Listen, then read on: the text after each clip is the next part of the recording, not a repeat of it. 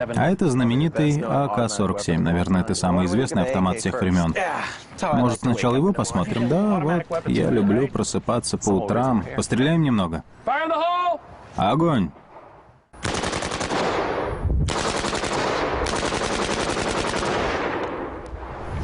Все в порядке? Пули летят как хотят. Да, быстро.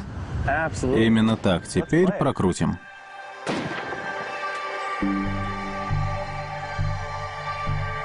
АК-47 стреляет с невероятной скоростью. 10 выстрелов в секунду. Это здорово. Видели, как затвор ходит? Великолепно. Так, смотрите, снова затвор. Ничего себе. Поразительно, сколько из него грязи вылетает. Для меня интересно, и вы это можете видеть, очень сильные физические колебания в районе затворной рамы и газоотводной трубки. Это о многом говорит. Смотрите сюда, когда затвор доходит до упора, он колеблется и немного дергается, прежде чем начинается обратный ход в сторону патронника. Поэтому АК-47 не очень точен. Эти колебания трясут стрелка, передаются в точку прицеливания и влияют на точность.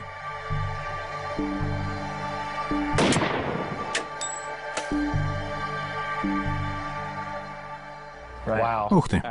Теперь посмотрим, что происходит, когда пуля вылетает из ствола.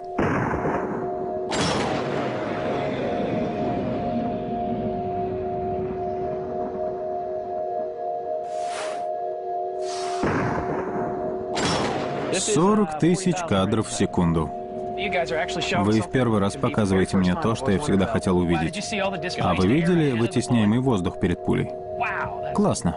То есть воздушный столб должен вылететь, прежде чем вылетит пуля. Именно это мы и наблюдаем. Мы видим даже создаваемую пулей турбулентность. Можно видеть, как она создает завихрение, когда вылетающий воздух цепляет неподвижный воздух. Здорово.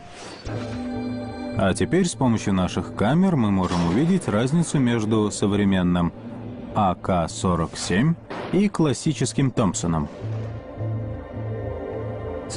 Гораздо медленнее. Да, пуля настолько медленнее, что ее видно на всем пути. Снято с такой же скоростью? Да, с такой же класс, но пуля гораздо медленнее.